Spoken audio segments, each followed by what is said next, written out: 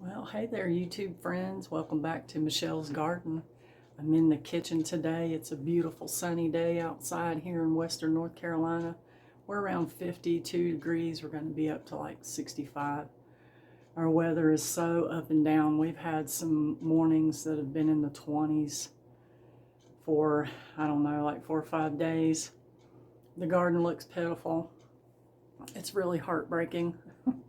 So I'm in the kitchen today. It's the day before Thanksgiving. Got my cup of coffee. We're going to be doing some canning today, something I've been wanting to do for quite a long time. Probably about 3 weeks now I've been really thinking about this video. Because I know a lot of people are going to say, oh, you can't do that, but I'm here to tell you, yes, you can. We're going to be canning some meat today. We're going to be canning cubed beef. We're going to be canning chicken and ground beef. Now you can can any kind of meat that you use. You can can wild game. You can can ground turkey, ground chicken, whatever it is that you use in your kitchen. I do have to tell you that the way I'm canning is not USDA approved, only in the United States. Because people all over the world, they water bath can. You know, that's the way they can their food. And the Amish can all their meats this way. There's people in other countries who don't even have pressure canners, and this is the way they can their food. If you're new to water bath canning or you're considering water bath canning, there is a Facebook page that I follow called Water Bath Canning Group. If you'll go on that Facebook page, if you have access to Facebook, really check this page out, because they water bath can everything. They water bath can some things I would never even thought of water bath canning. And a lot of these people have 40 plus years of experience water bath canning. So, you know, I trust canning my food this way, and this is a process that I enjoy doing. I set a day aside for water bath canning when I do this, and so today we're going to do meats. I'm going to show you what I have here on the counter, and then we're going to get busy, because when I do my videos I like to get right to it, because that's really why you're watching this. You want to get right to it, right? Alright, so I have some cubed beef here for beef stew, or using it in homemade vegetable soup. That's what I use cubed beef for. This is my ground beef. This is all store-bought meat. Here's all my jars, my lids. I got to get my rings out. I forgot to do that. This is chicken breasts. I had 2 packs of chicken breasts. It's like 8 chicken breasts, and I cut them up. You can put them whole in your jars, but I cut mine up. I'm going to use some pink Himalayan salt, and there is my white distilled vinegar for wiping my rings, and my canner. Okay, so first things first, if you're a lady, put your hair up if you have long hair. Make sure that everything is sterile. That's the whole thing about water bath canning to me, is making sure your jars are sterilized. My lids, I will take them and just lightly scrub them in some warm soapy water, and I inspect my rings, make sure there's no rust. I inspect the tops of my jars to make sure there's no cracks or anything missing off that. You know, my jars are fairly new, but that doesn't mean that none of that could have happened at the plant where they make them. I scrub my lids. You don't have to. I scrub mine right out of the box, because I'm sure that at the factory nothing's touching these but a machine. But you know, I just in case another human touched them, I just try to wash mine in case there's any oils on them or anything. Might all be in my head, but that's the way I am. I'm using gloves today because I'm touching meat. I want to make sure that, you know, I don't get the outsides of my jars, don't touch them with any meat or anything. So I'm going to set you guys up so you can see how I'm putting all this into jars. You won't see my face, because you don't need to see my face to see me packing the jars. So let me get you guys set up and we'll get these jars packed. Okay, I think we're going to start with the chicken. I'm going to keep one hand on my jar, and I'm just going to use this one to pack the chicken. We're packing it in there. Cold chicken in cold jars. Okay, pack it in there tightly. I do have these little jars right here, and I might use that to push the meat down in there if I need to.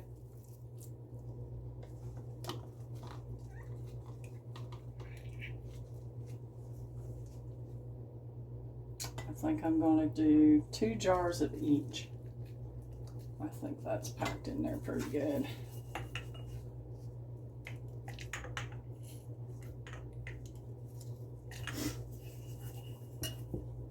Okay, and each one of my jars I'm going to add my Himalayan salt.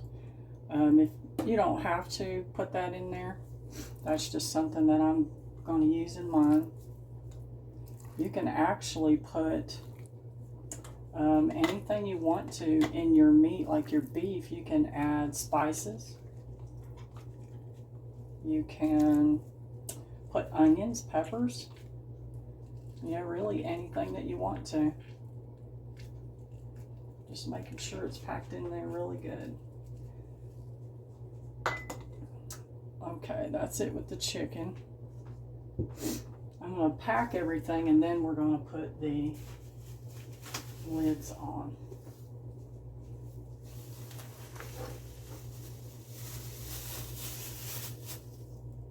Okay, I think I'm going to take this glove off. And maybe try to scoop with a spoon. I don't want to have to switch gloves every time I put a different meat in here. But you guys do it however you feel comfortable with. Just make sure everything is sterilized.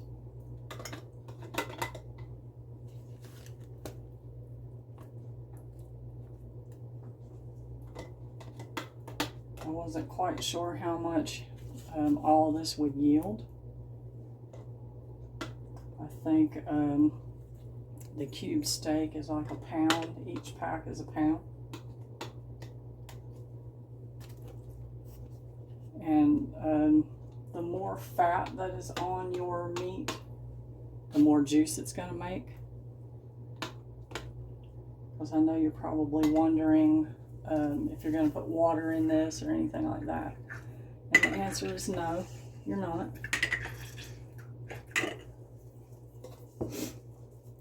I'm going to take my little debubbler here and push that meat down in there.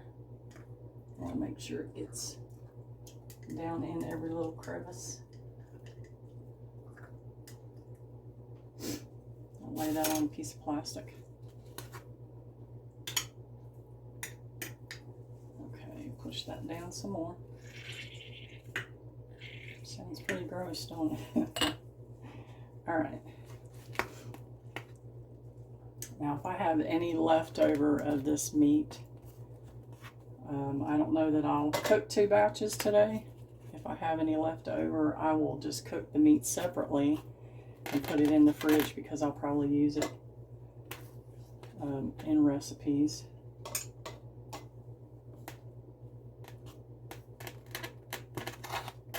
Okay, let me get the other pack of cubed beef. Get that one out of the way. I think it would be really great if you have a farm and you have your own meat and you can do this. Pretty awesome to be able to do that.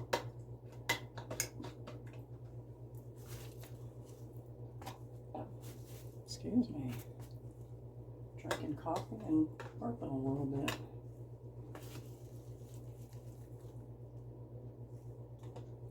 So I hope everybody's got a nice day planned for Thanksgiving tomorrow. I have to work.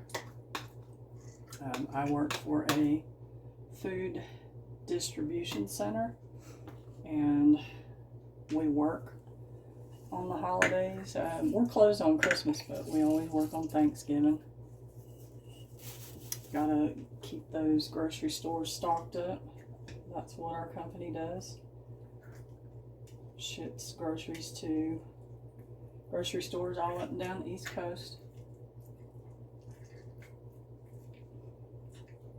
Now when this cooks, it's going to shrivel down some. It's going to look like you have half a jar of meat instead of a full jar of meat. It is going to cook down. And then your hamburger will have what looks like grease on top. That's perfectly fine. We'll get the ground beef in here. I'm going to move these jars over here. I had considered doing these in a regular mouth jar and thought, no, that would not be good. I'm not going to use that spoon. Use another one.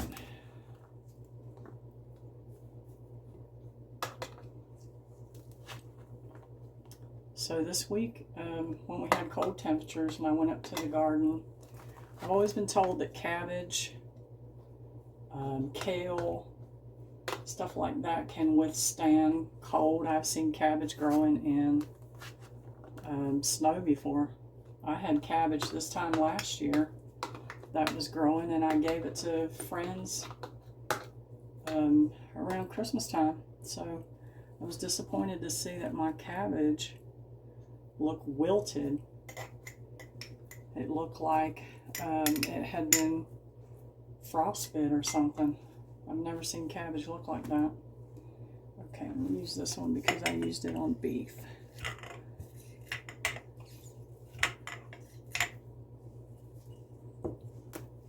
Alright, one more jar. So I kind of feel disappointed about the garden.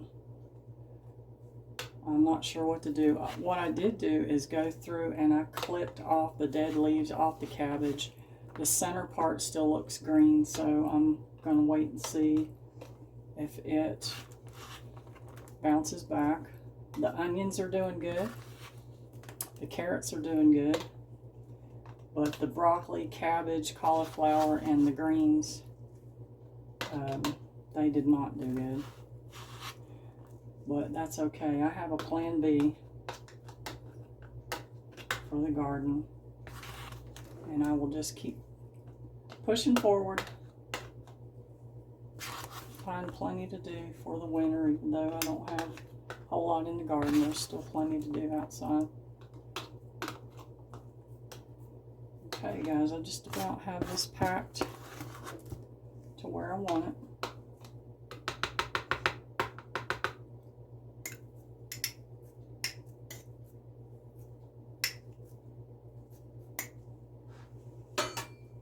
Push this down a little bit.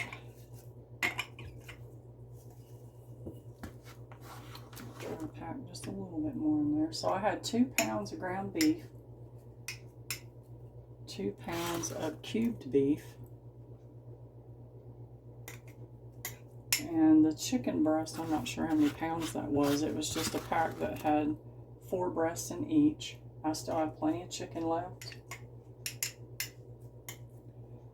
I'm going to have just a little less than a pound of hamburger left, and a little less, probably about a half a pound in the beef cubes left. So there's actually probably enough to do another round, maybe 1 jar of each in the beef, and I'm sure I could get like 2 or 3 more jars of the chicken. All right. So now I'm going to do a little bit of salt in each one. Pink Himalayan salt.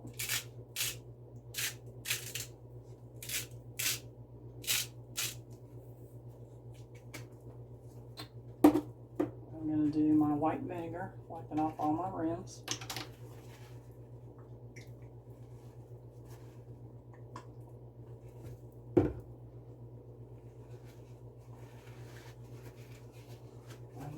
All the way around.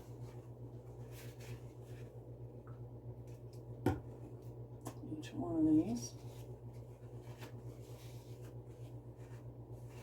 I'm excited about canning meat. It's something good to have in your pantry.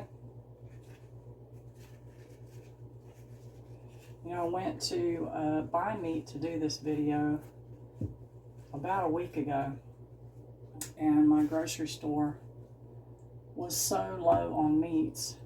It's the first time I've seen it that way in quite a while. And so I waited and was able to find some meats yesterday. My chicken and my beef cubes, though, I did have them in the freezer. I did thaw them out to do this. Just thought that might be important for you to know. All right. Let me get these little jars out of the way. Okay, so I'm going to put my lids on. I'm going to snug them. Make sure I don't sit that on the meat that's on there. I always try not to touch the bottom of my lids.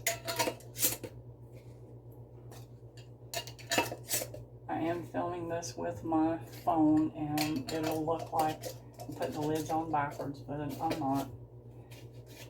One of these days I will learn to use my camera. And I have filmed with my camera some.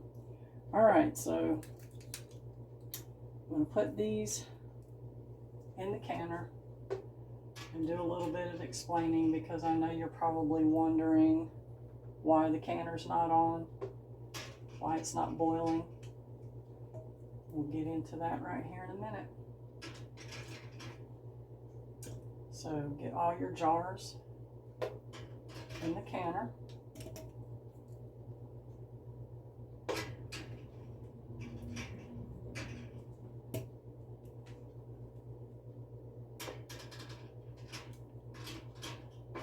All right, let me wash my hands right quick.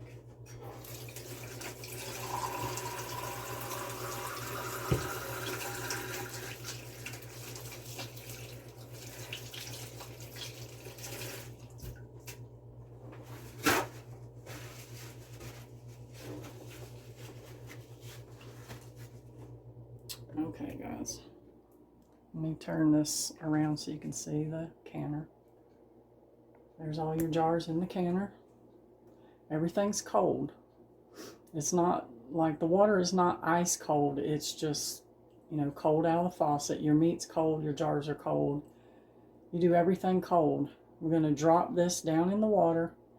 Going to turn on the stove, and you're going to let this get up to a rolling boil. Once it gets to a rolling boil, then you will count your time as 3 hours. But everything is cold packed, and all the water, the jars, everything's cold. So I'm going to drop this down in the water, turn my stove on, and once this gets up to a rolling boil, we're going to boil it for 3 hours. And then I'm going to turn the canner off after my 3 hours. I'm going to let it sit for 5 minutes, and then I'm going to bring it up out of the water, take my jars out, and then I'll show you what we have towards the end here. So hang out with me, guys, and we'll see how all this turns out. Hey guys, the moment of truth has come. The meat is done cooking its 3 hour process, and I'm getting ready to take it out of the pot and show you what it looks like. You want to see the pot first before I take them out? There they are. So I'm getting ready to bring these up out of the water, and then we'll sit them over here on the towel and see what they look like. All right, let me get something to pick this up out of here so I don't get burned.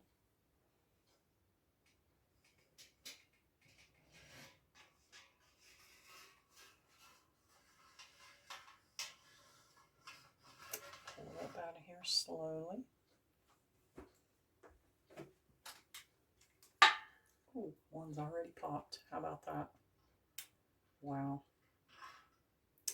So that is the chicken. See that boiling? Look how much liquid it made, and I didn't put anything in there. Put no liquid whatsoever.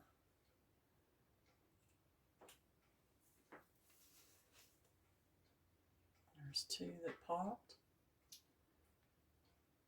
Trying to figure out if this is the ground beef. No, this is the cubed meat. It made liquid all the way to the top also. Wow, it's amazing how quickly these are popping. This is the hamburger right here. Made tons of liquid there. You can see that.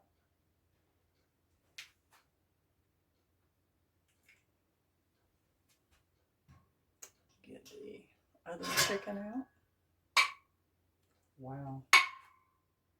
Holy cow. I was not expecting these to pop that quickly. That's amazing.